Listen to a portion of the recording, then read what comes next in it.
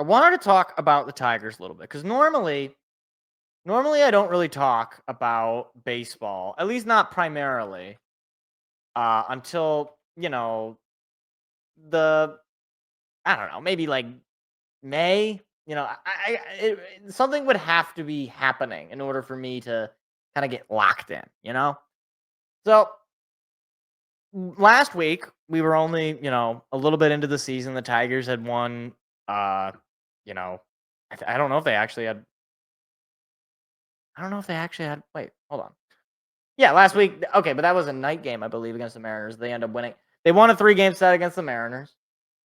Then they come home, sweep the White Sox. They score 7 runs in 2 of those wins, the first 2 games, and then they come back and walk them off on the Sunday afternoon game. And you go into the Yankee series, and you're like, okay, you got wins against the Mariners, who are they're okay. The White Sox are not good. Then you got the reigning American League champions in the Yankees. Now, granted, they were hurt. They don't have a lot of starting pitching, obviously. But the Tigers went in and absolutely shellacked the Yankees. I don't want to hear about torpedo bats. That's what I don't want. That's what I do not want to hear about. For all the people who, oh my gosh, the Yankees are cheating. We need to get rid of the torpedo bat. Hey man, maybe we do need to get rid of the torpedo bats because it's just too much of an advantage for the other team. Because the Yankees look like they were using, candy canes as baseball bats this entire series. And granted, not the final game tomorrow, notwithstanding. But here's the thing. I wanted to just kind of dive into the stats of this Tigers team for a little bit because there's something I want to ask about this team. So, obviously some of these numbers are, changing by the second and by the day. But as of when I collected these numbers, the Tigers were top 5 in batting average, top 6 in on-base percentage. They were also top 3 in batting average and balls in play, WRC plus, and as a team, were top 5 in Fangraphs WAR. Now, just checking it now today, Tigers sit at 7th in batting average. In OPS, let's see, they are number 4 in the league in OPS. And then as far as WRC plus, they are 3rd in WRC plus. And batting average on balls in play, they are 4th in batting average on balls in play. And WAR, they are 4th. So they're still outside of batting. Batting average is the only statistic where they dropped out of the top 5 over the. I think I got those stats yesterday. So after today, I guess somehow they managed to get out of the top 5. I don't know exactly how that works, but either way, the question is this real? Is this actually what the offense is? Because it goes a little bit actually deeper than you might think. You might say, okay, well, it's early, so maybe these numbers are not reflecting a reality. Okay, so let's look at some of the players that are leading the way. Well, in terms of WAR, let's see. Obviously, WAR is, a little, TBD, basically. But WAR, Riley Green is the top 25. Yesterday, I believe he was in the top 10 or the top 13. Riley Green, 25 in WAR. In WRC plus, let's see. Again, some of these numbers have changed as of today, but you have Spencer Torkelson and Riley Green both in the top 25. 24 and 20, or 24 for Riley Green, 23 for Spencer Torkelson. Both WRC pluses in the 170s. Again, these numbers are kind of crazy because you're so short into the season, but it is what it is. In batting average on balls in play, Riley Green is 7th in the league with 435. All right. In walk percentage, Colt Keith is 2nd in the league, 30%. 30% of the time this guy comes to 1 out of every 3 plate appearances, he's getting on base. That's crazy.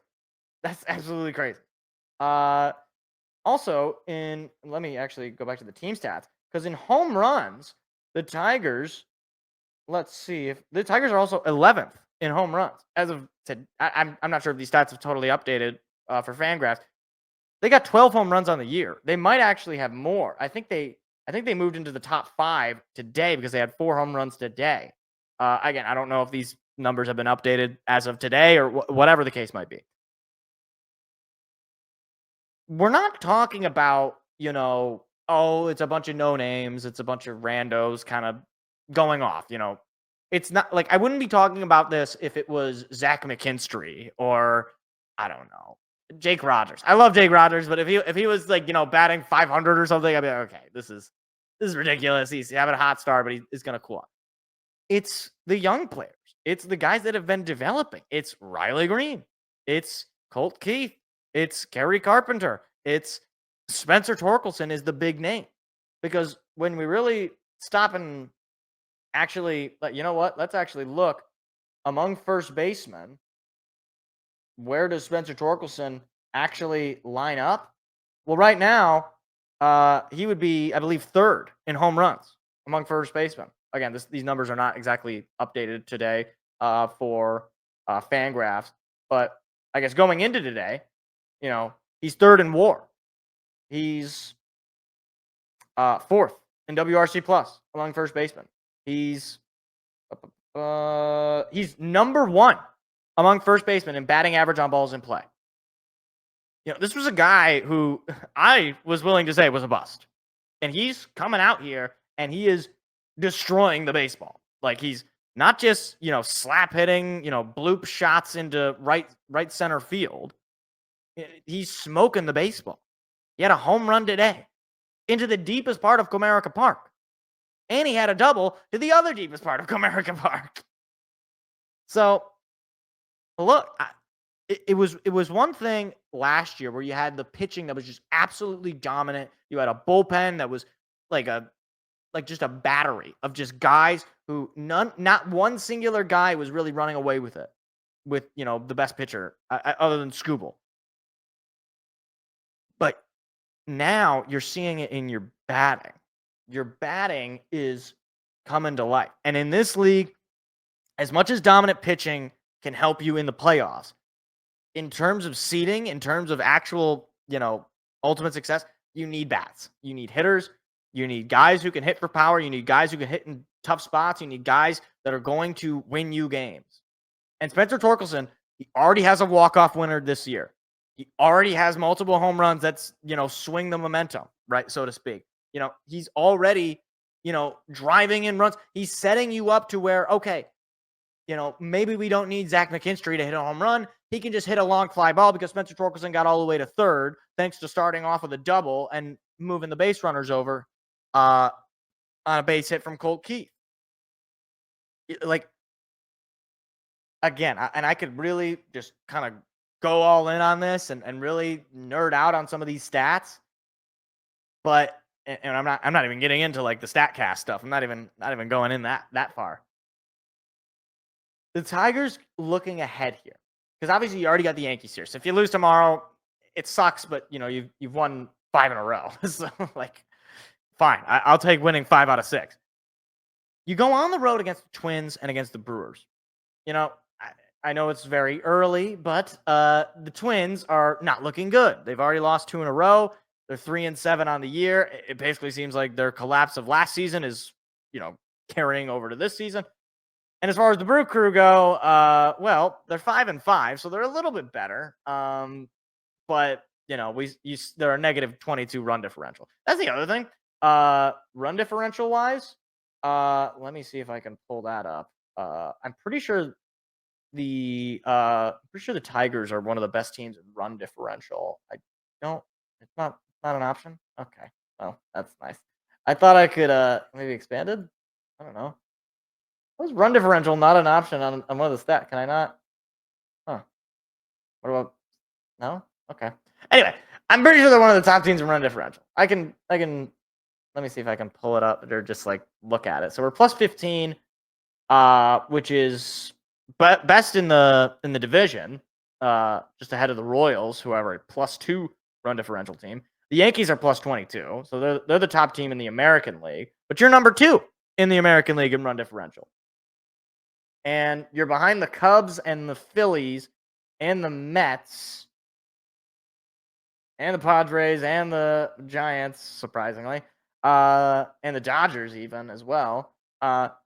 Which let me see, just 1, 2, 3, 4, 5, 6,